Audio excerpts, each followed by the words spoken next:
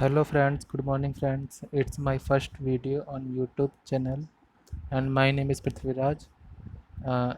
My purpose is to help the students for crack the NEET exams as a biology as a main subject. So friends, let's start the video. It contains very important questions for NEET exams. So let's begin. First question is that enzyme that catalyze removal of groups from substances by mechanisms other than hydrolysis are classified under which of the following classes।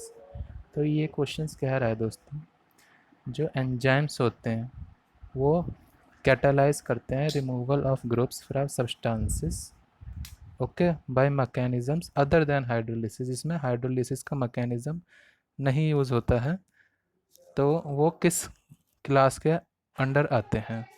तो इसका correct answer है दोस्तों lyases. Okay दोस्तों, second question is that proteolytic enzymes carboxypeptidase contains which of the following cofactors. It means जो proteolytic enzymes होते हैं उसमें carboxypeptidase होता है, तो उसमें कौन सा कोफैक्टर्स वो कंटेन करके रखता है। तो इसका करेक्ट आंसर है zinc as a metal ion.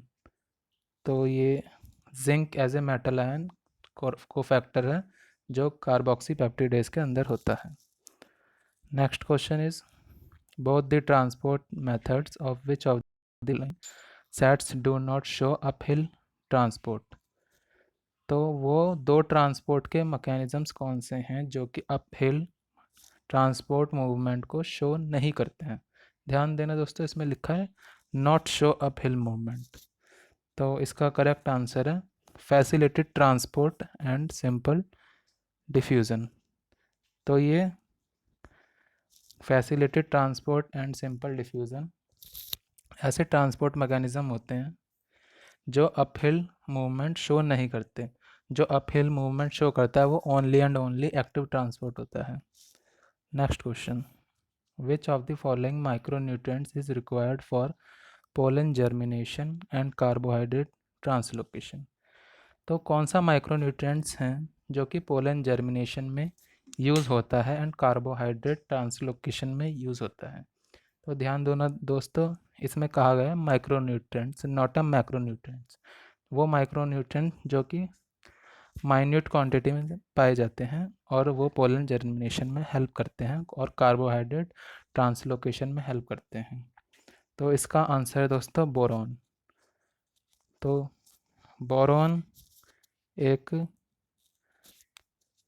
Micronutrient है जो कि पोलन जर्मिनेशन और कार्बोहाइड्रेट ट्रांसलोकेशन में हेल्प करते हैं। Next question, enzyme which catalyse the conversion of atmospheric nitrogen to ammonia. वो एंजाइम्स जो कि कैटालाइज करते हैं एटमॉस्फेरिक नाइट्रोजन को अमोनिया में, वो कौन से होते हैं। तो correct answer is iron MO protein.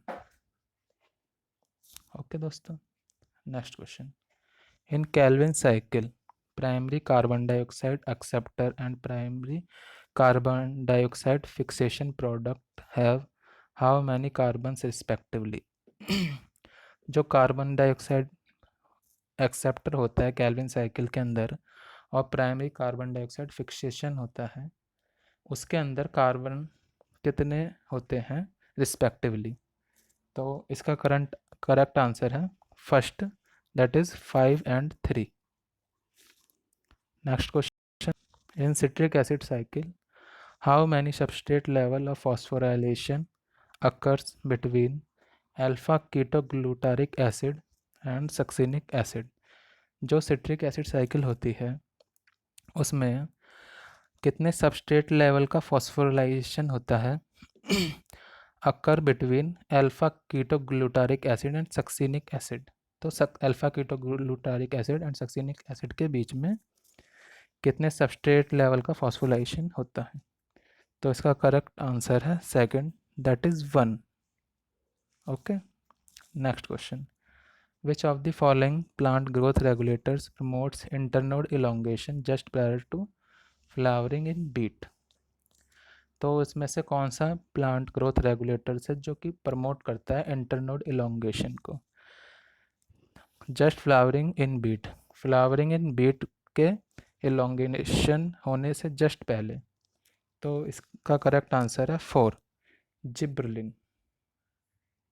Okay दोस्तों, next question. Arrange the following events of life cycle of bryophytes in correct sequence. तो हमें इसमें करेक्ट सीक्वेंस करनी है ब्रायोफाइट की। तो हम ऑप्शंस देख लेते हैं इसके अंदर। तो फर्स्ट में आएगा आपका, इसका करेक्ट आंसर होगा थर्ड के अकॉर्डिंग इसमें आएगा formation of gametophyte, then gametes formation, उसके बाद गैमेट्स जो फॉर्म हुए हैं उसका फर्टिलाइजेशन होगा, उसके बाद एम्ब्रायो फॉर्मेशन एंड लास्ट में होगा जर्मिनेशन ऑफ स्पोर। ओके दोस्तों, तो ये इस सीक्वेंस के हिसाब से लाइफ साइकिल ब्रायोफाइट होती है। Next question, which of the following option is incorrect about bacterial पिलाई। तो हमें इसमें से है ना इनकरेक्ट ऑप्शन फाइंड करना है जो कि बता बैक्टीरियल पिलाई के बारे में रॉन्ग इन्फॉर्मेशन देता है। तो इसका करेक्ट आंसर है 4, they play an important role in movement. जबकि पिलाई बैक्टीरियाज में तो ये मूवमेंट में कोई रोल प्ले नहीं करता है। ये रोल प्ले किस चीज़ में करता है? मेड ऑफ प्लेन प्रोटीन, और ये छोटा होता है फ्लैजिला से, और ये जेनेटिक रिकम्बिनेशन में हेल्प करता है। Next question, read the following pairs ABCDE। तो इसमें से हमें करेक्ट पेयर बताने हैं। First statement is diatoms chief producers in oceans, ये करेक्ट है। Dinoflagellates diploid body, C slime moulds spores have true walls,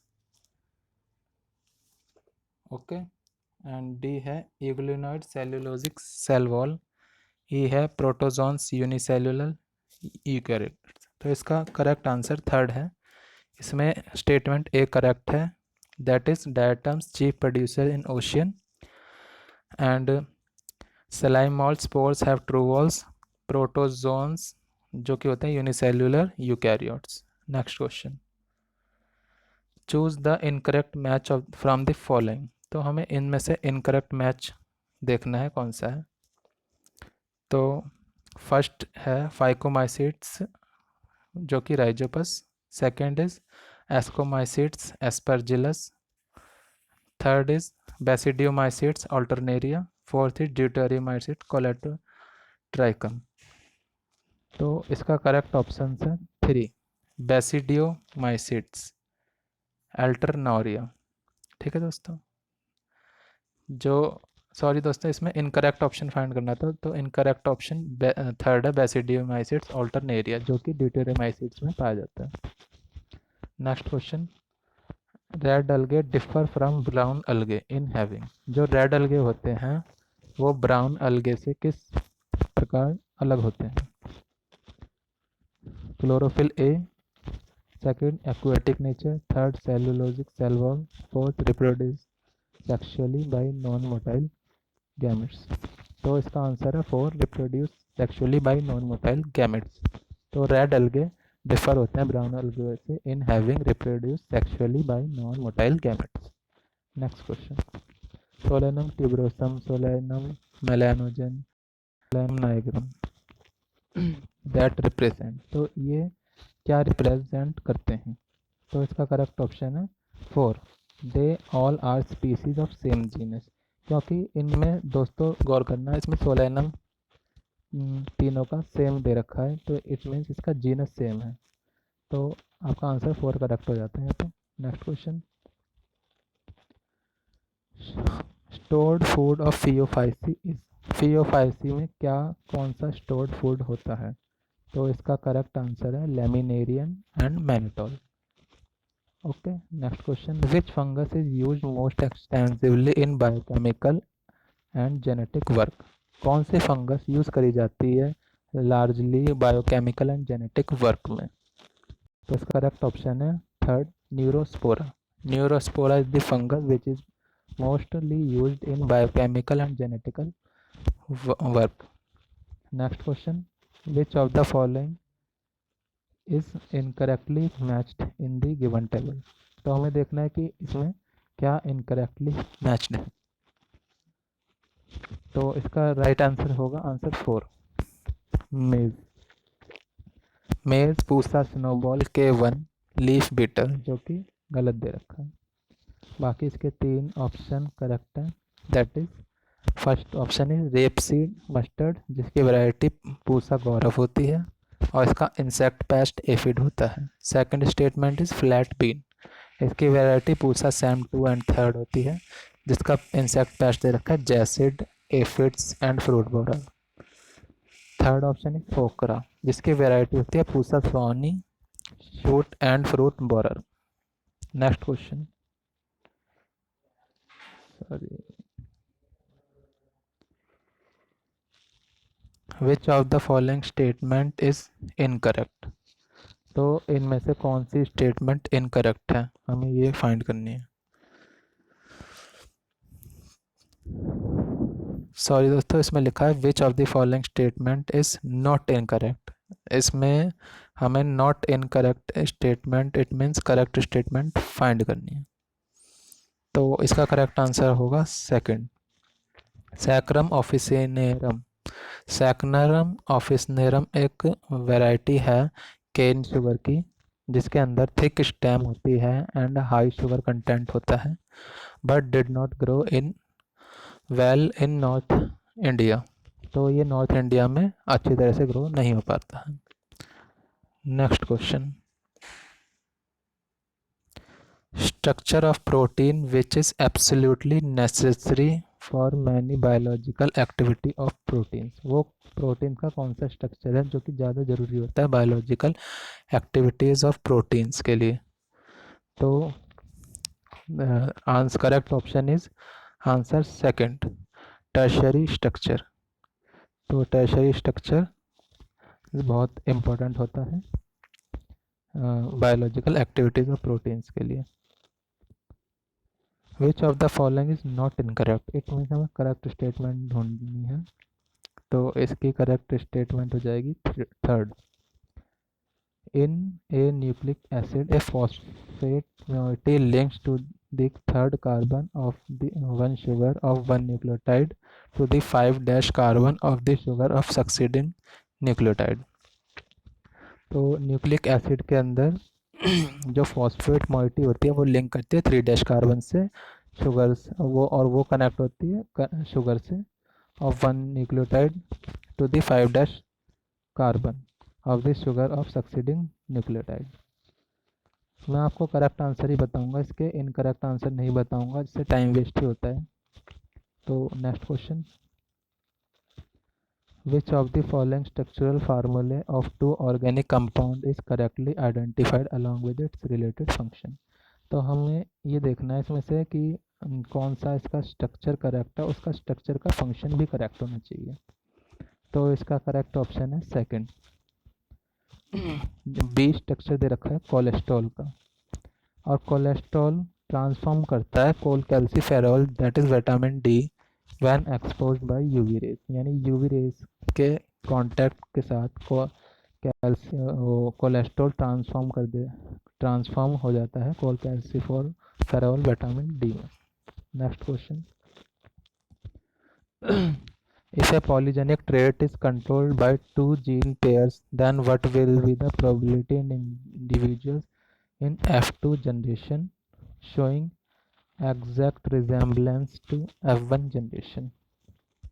तो इसमें पॉलीजेनिक ट्रेट दे रखा है जो कि कंट्रोल हो रहा है 2 जीन पेयर से, then what will be the probability of individuals in F2 generation showing exact resemblance to F1 generation? तो दोस्तों मैं अभी फ़िलहाल आपको इसका करेक्ट ऑप्शन बता दूंगा, इसका सॉल्यूशन मैं आपको बाद में दूंगा, या फिर आप इसका सॉल्यूशन मुझे कमेंट करके बताना। आज के लिए इतना ही। ये मेरा फर्स्ट यूट्यूब वीडियोज़ है। थोड़ी बहुत गलती हो गई हो तो माफ़ करना, बाकी मैं इम्प्रूव करूँगा इस चीज़ को। चलो, थैंक यू दोस्तों।